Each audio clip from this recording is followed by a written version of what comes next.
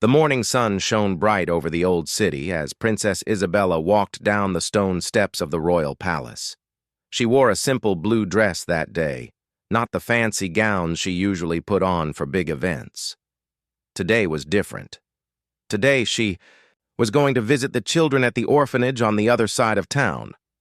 Isabella was 16 years old and had been doing these visits for 2 years now.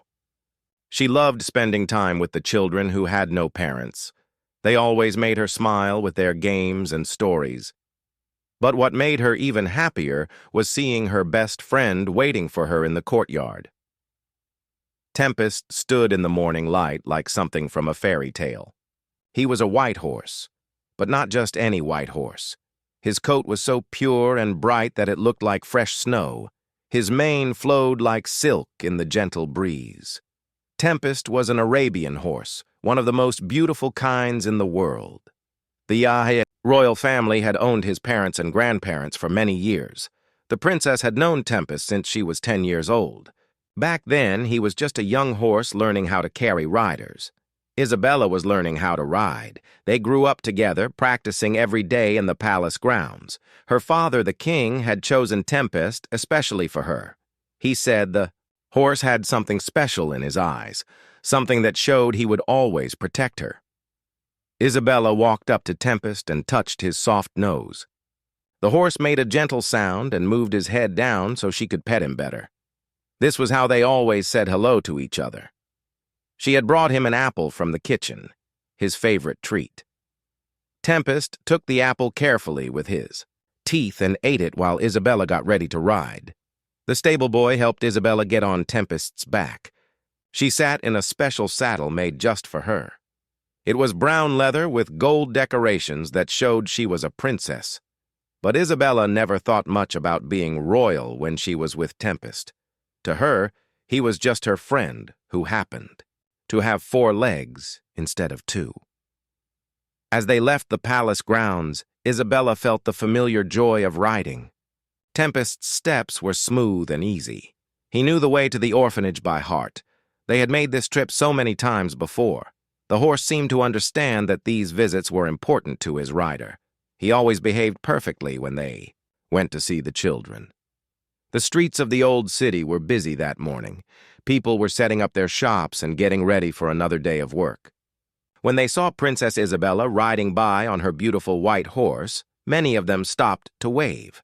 Some called out, "Good morning, Princess," and Isabella always waved back. She liked the people in her city and wanted them to know she cared about them. Children ran alongside Tempest for short distances, trying to keep up with the horse's long steps. Isabella would slow down so they could walk with her for a while. She knew their faces by now. There was little Tom, who worked in his father's bakery, and Mary, who helped her mother sell flowers in the market. These children had parents and homes. Unlike the ones she was going to visit, Tempest seemed to enjoy the attention too. He would turn his head to look at the children running beside him. Sometimes he would make soft horse sounds, as if he was saying hello to them. The horse had a gentle nature, but Isabella knew he was also very strong and brave. She had seen him protect her from wild dogs when they rode in the countryside. She had watched him stand perfectly still when lightning scared other horses during storms. The orphanage was in the older part of the city, where the buildings were made of gray stone and the streets were narrower. As they got closer, Isabella could hear the sounds of children playing in the courtyard. Her heart always felt warm when she heard those sounds. She knew that in a few minutes, those same children would be running to greet her and Tempest. Behind them, Isabella's guards followed on their own horses.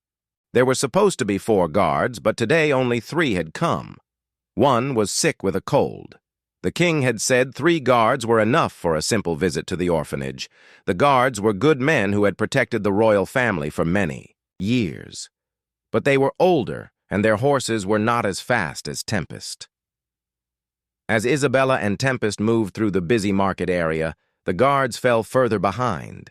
The market was crowded with people buying food and other things they needed.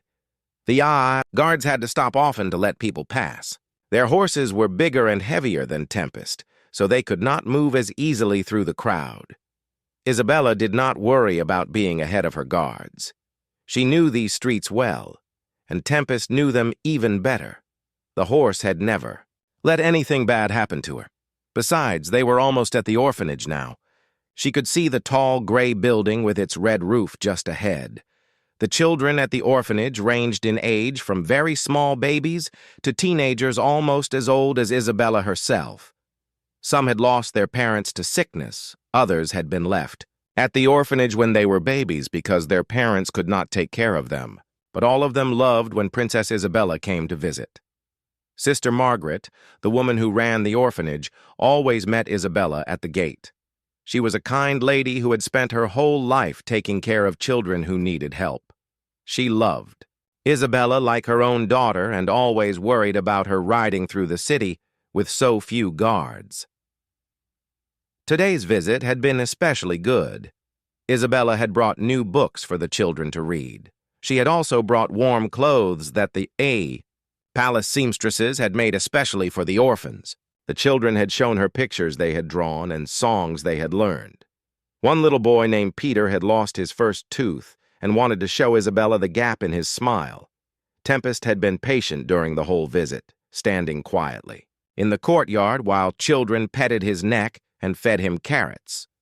Some of the smaller children were afraid of such a big horse at first, but Tempest seemed to understand.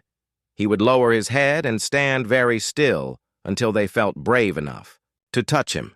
Now it was time to go home.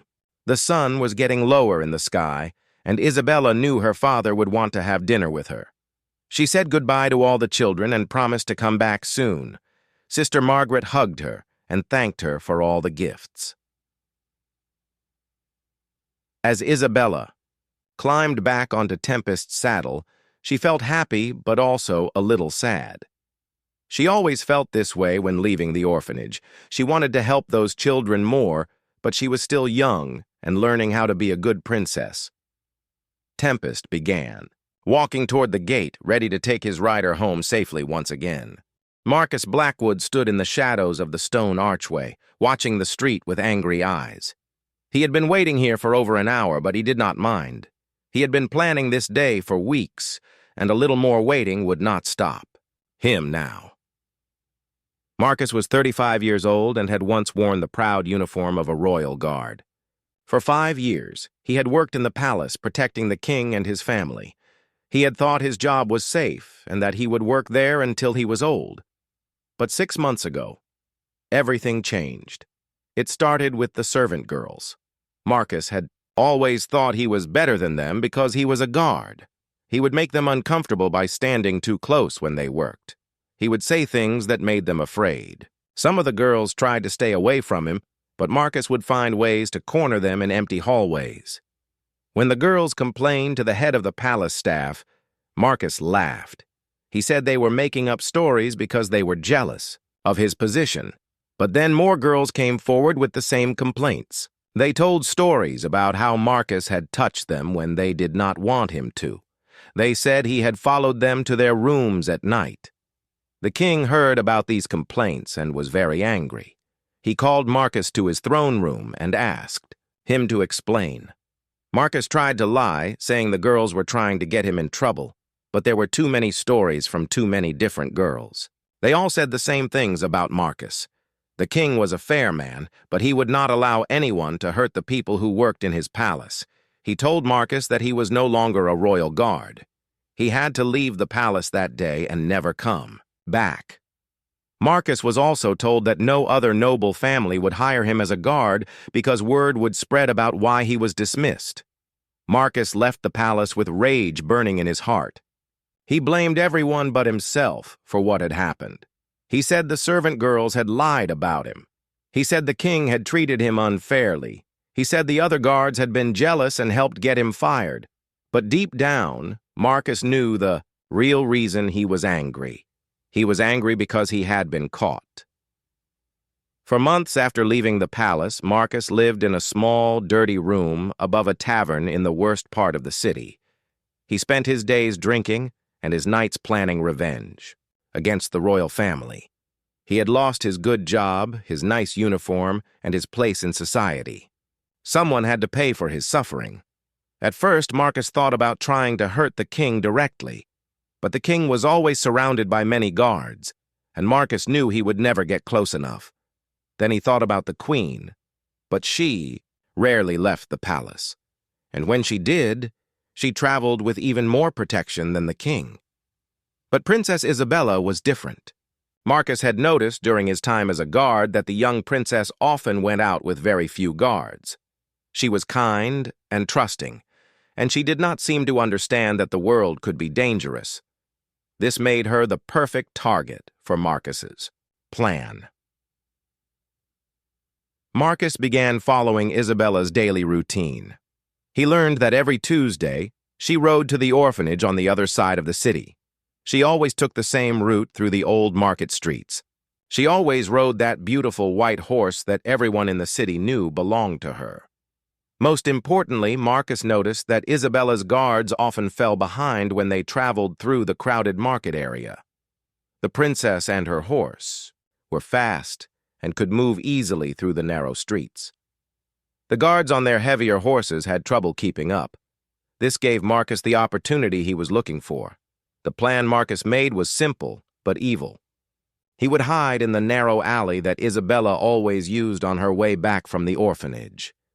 When she rode by with her guards far behind, he would grab her and pull her off her horse. Then he would take her to an old abandoned building he had found outside the city. Marcus did not plan to ask for money from the king, though that would have been the smart thing to do.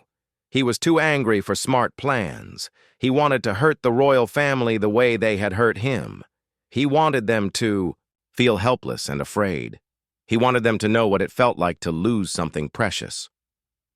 For 3 weeks, Marcus watched Isabella make her trips to the orphanage.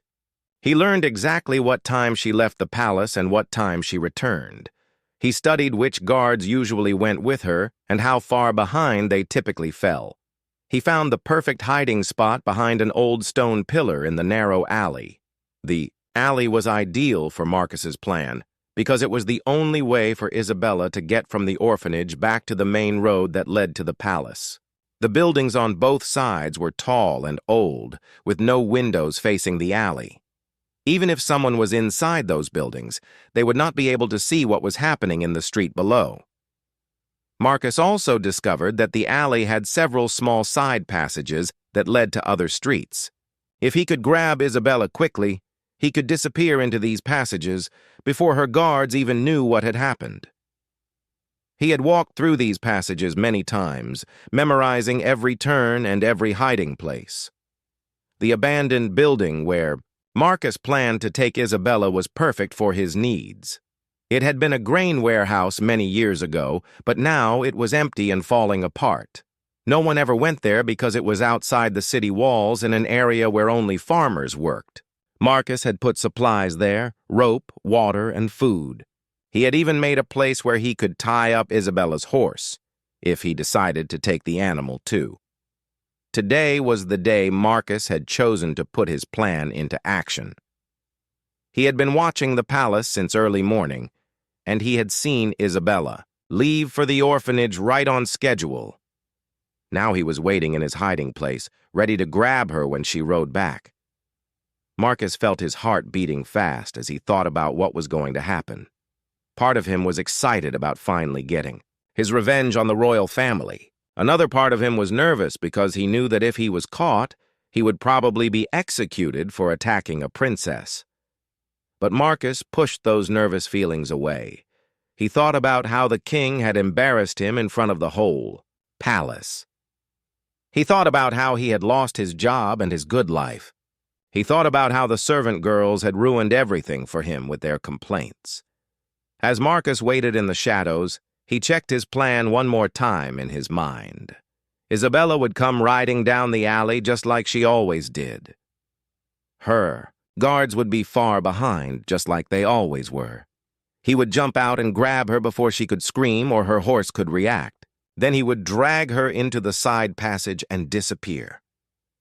Marcus smiled a cruel smile as he imagined the king's face when he learned that his precious daughter was missing. The king would search everywhere but would never find her. Marcus would finally have his revenge on the royal family that had destroyed his life. He heard the sound of horse hooves on stone getting closer. His time for waiting was almost over. Princess Isabella guided Tempest through the narrow streets that led away from the orphanage. The white horse moved with graceful steps on the old stone road. Isabella felt peaceful and happy after her visit with the children. She was thinking about little Peter's missing tooth and how proud he had been to show her the gap in his smile. The afternoon sun cast long shadows between the tall buildings on both sides of the street.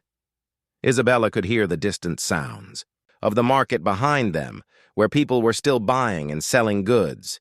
She knew her guards were somewhere back there, probably stopped again by the crowd. This did not worry her. She had made this trip so many times that every stone in the road seemed familiar. Tempest's ears moved back and forth as he walked, listening to all the sounds around them. This was normal for the horse. He always paid attention to everything when they rode through the city. Isabella had learned to trust his senses completely. If Tempest was calm, she was calm. If something worried him, she would worry too. Today, Tempest seemed relaxed as they walked toward the alley that would take them to the main road. His steps were steady and sure. He knew this route as well as Isabella did.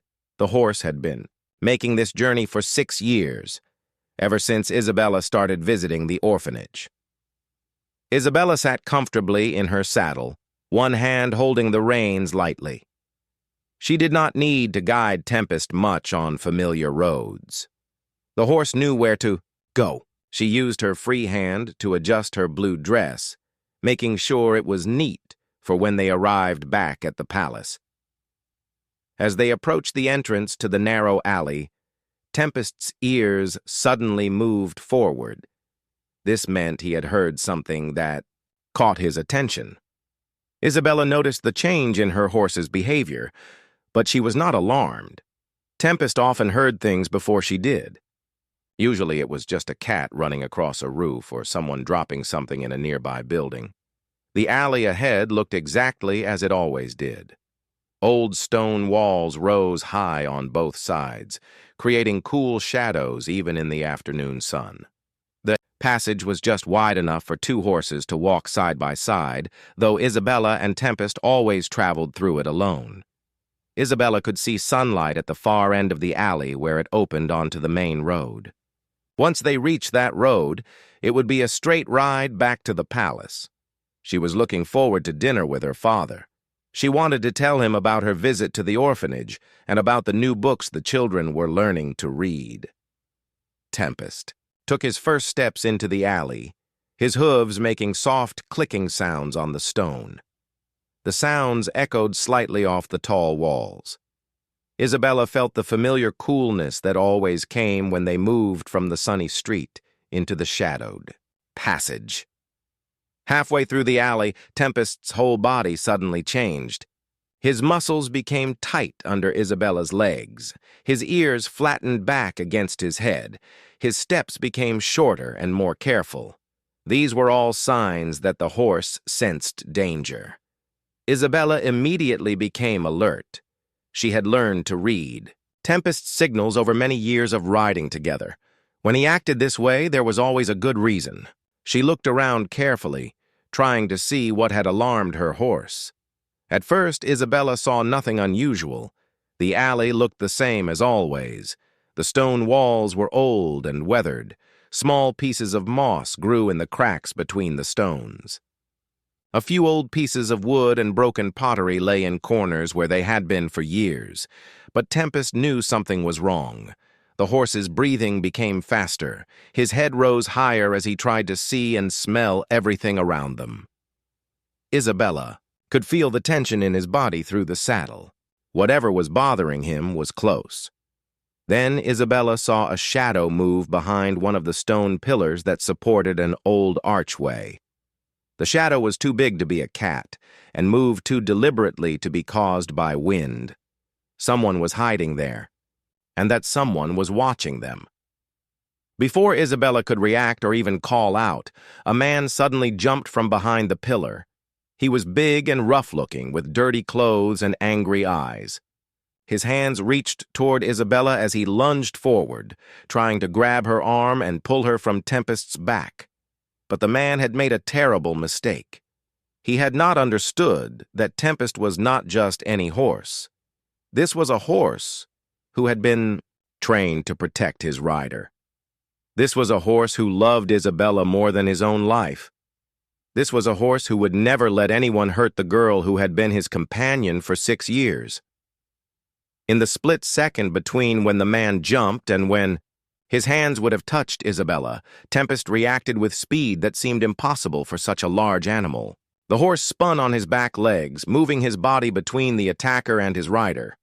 Instead of grabbing Isabella's soft dress, the man's hands hit the solid muscle of Tempest's shoulder.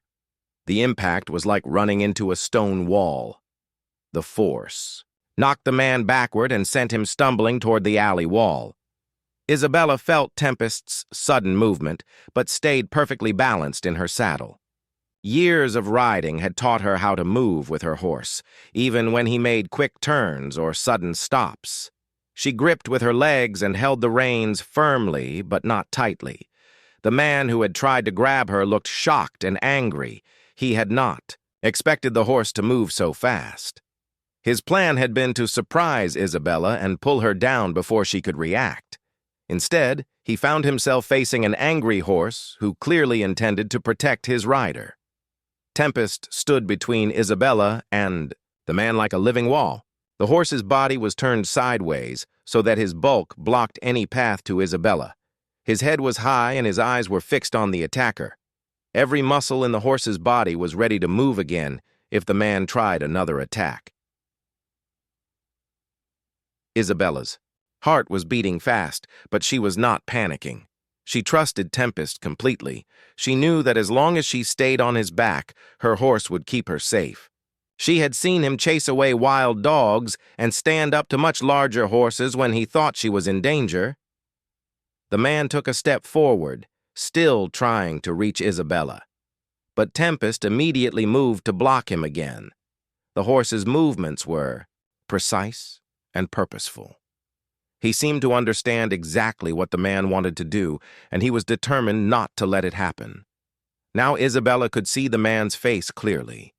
She recognized him as someone who used to work at the palace, though she could not remember his name. She remembered that he had been sent away for doing bad things to the servant girls.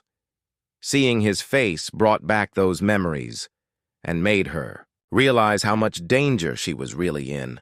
The man's eyes were full of hate and anger. Isabella could see that he blamed her and her family for whatever had happened to him. She understood now that this was not a random attack by a stranger. This man had planned to hurt her because he wanted to hurt her father, the king. But the man had not planned for Tempest. He had thought about guards and weapons and escape routes. He had not thought about what a loyal horse would do to protect the girl he loved. Now his careful plan was falling apart because of one brave animal who refused to let anyone harm his rider. Tempest stood like a white fortress between Princess Isabella and the dangerous man. The horse's powerful body blocked every path the attacker might take to reach his rider. But Tempest was not content to simply stand and wait. This horse had the heart of a warrior, and he was ready to fight to protect the girl he loved. The man named Marcus glared at the horse with growing frustration. His simple plan had become a disaster because of this animal. He had expected to grab a helpless princess and disappear quickly. Instead, he faced a horse that seemed to understand exactly what he wanted to do and was determined to stop him. Marcus tried to move to his left, thinking he could get around the horse that way, but Tempest immediately stepped sideways to block him. The horse's movements were smooth and quick, like a dancer who knew every step of a complicated routine.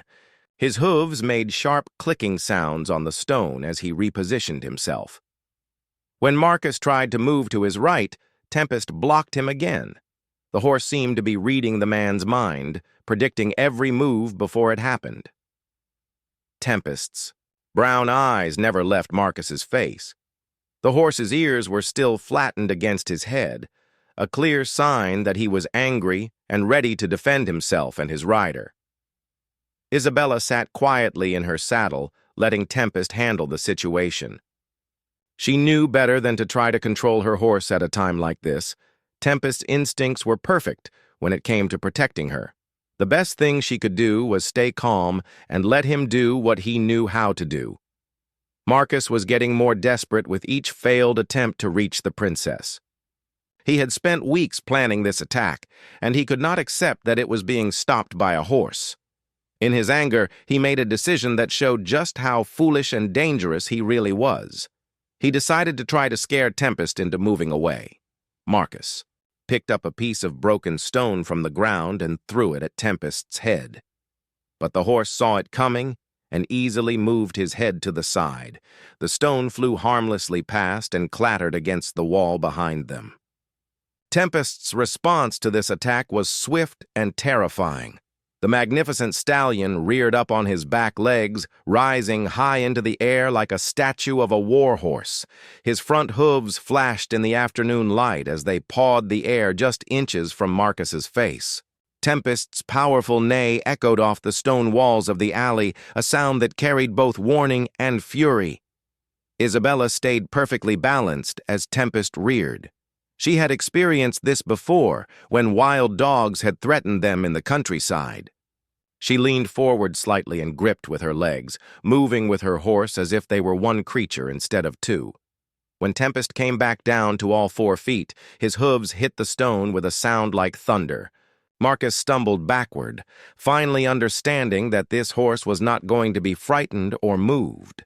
The animal's display of power had been a clear message: stay away from the princess or face the consequences, but Tempest was not finished, showing Marcus what would happen if he continued his attack. The horse took a step forward, forcing Marcus to take another step back. Then Tempest did something that amazed even Isabella, who thought she knew everything her horse could do. Tempest began to move in a way that trapped Marcus against the stone wall of the alley. The horse moved sideways, always keeping his body between Marcus and Isabella, but also using his bulk to push the man into a corner.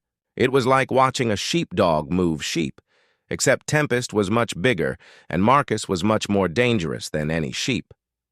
Marcus found himself pressed against the cold stone wall with nowhere to go.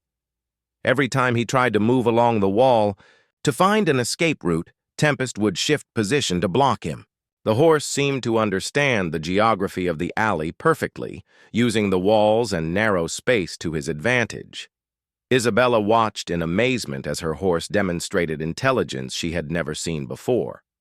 Tempest was not just reacting to Marcus's movements anymore. He was controlling the situation, making decisions about where Marcus could and could not go.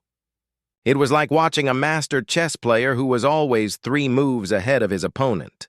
The sounds of Tempest's hooves on stone and his powerful breathing filled the alley. Each time Marcus tried to push past him, the horse would turn his hindquarters toward the man, threatening to kick. Horses can kick with tremendous force, and Marcus knew that a kick from this powerful animal could break his bones or even kill him. Isabella realized that Tempest was not just protecting her randomly. The horse had a plan. He was keeping Marcus trapped until help could arrive. Somehow, Tempest understood that the guards would eventually catch up and find them in the alley. All he had to do was keep the dangerous man away from Isabella until that happened. As if he could read Isabella's thoughts, Tempest suddenly lifted his head high and let out another loud neigh. This time it was clearly a call for help. The sound was so loud and urgent that it would carry far beyond the alley. Anyone within several blocks would hear it and know that something was wrong.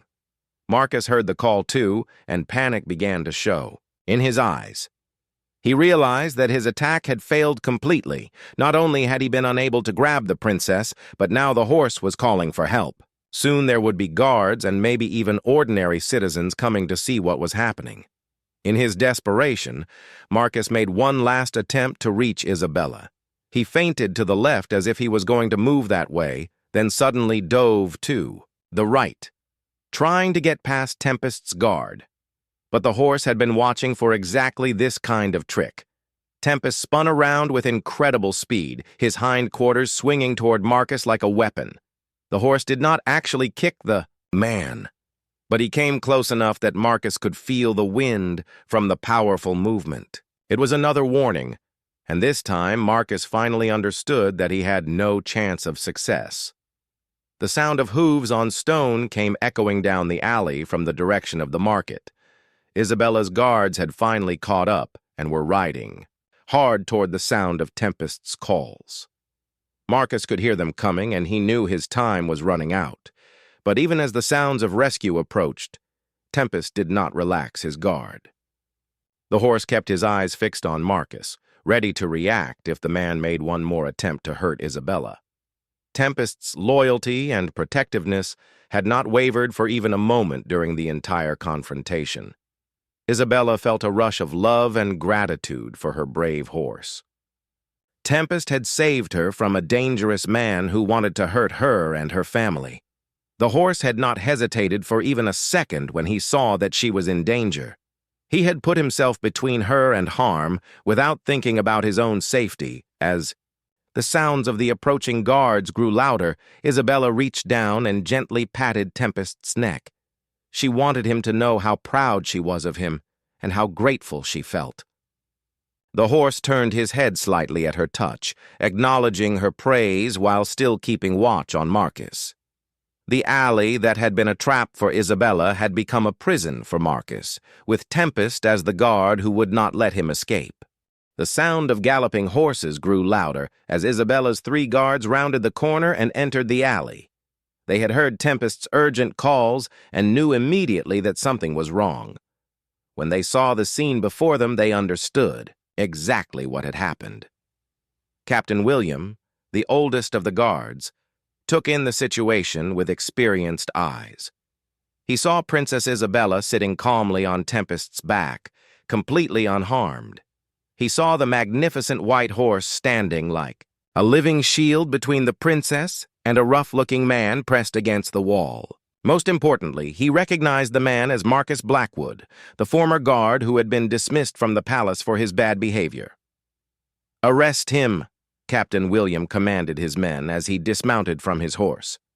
The other 2 guards quickly surrounded Marcus, who had given up all hope of escape. The man's face showed a mixture of anger and defeat as the guards put heavy iron chains around his wrists.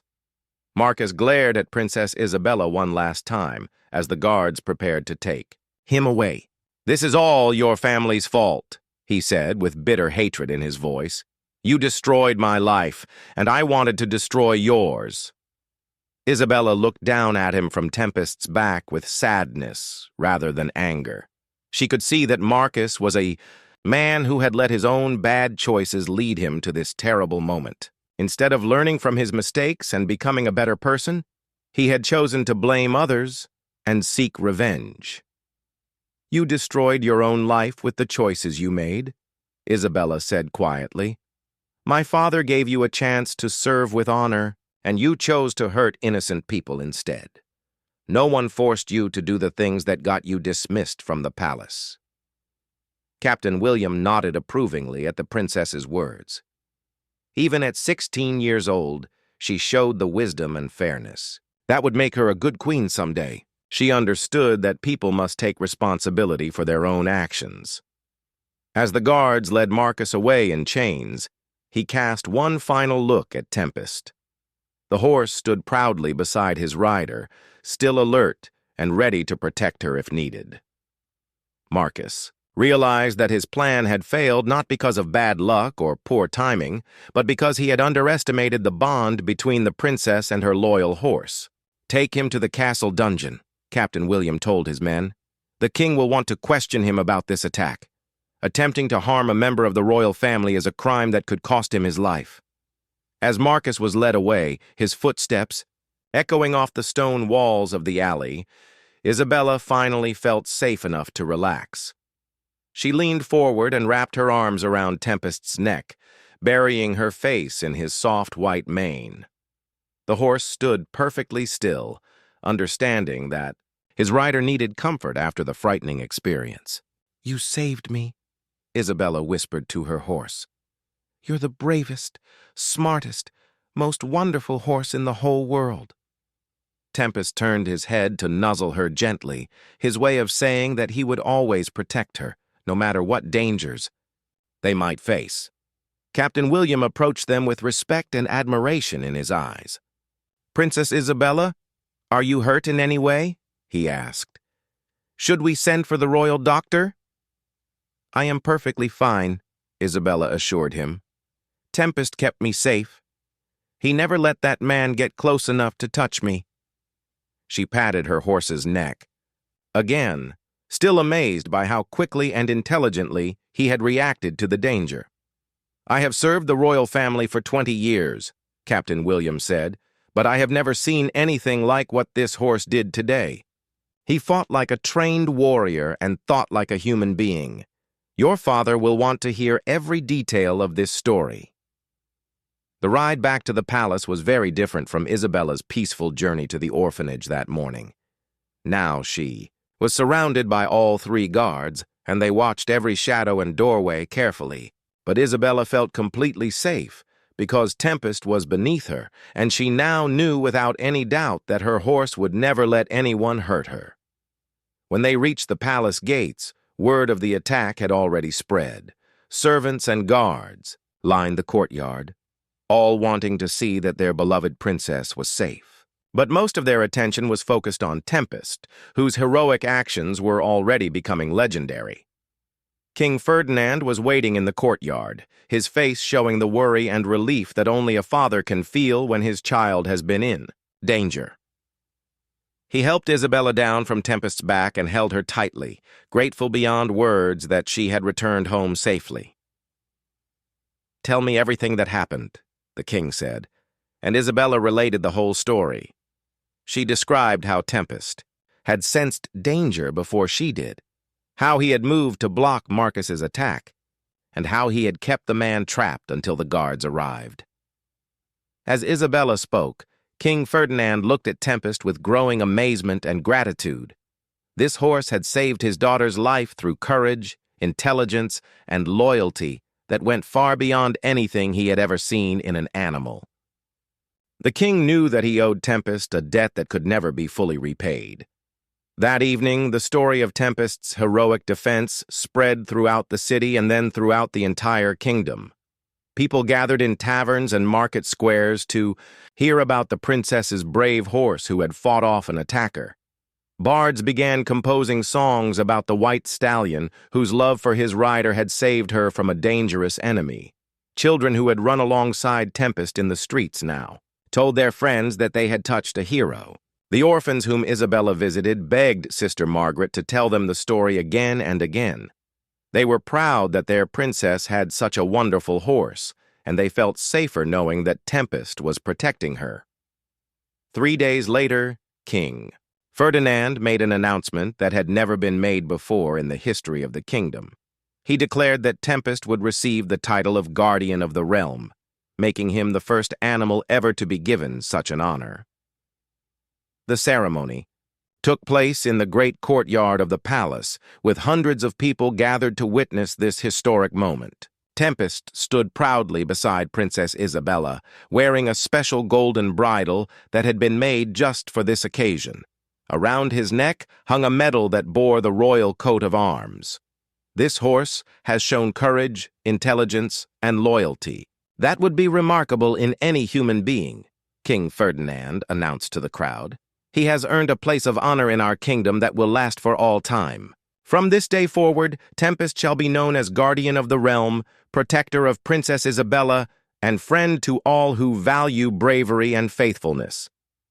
The crowd cheered loudly, and Tempest seemed to understand that all this celebration was for him.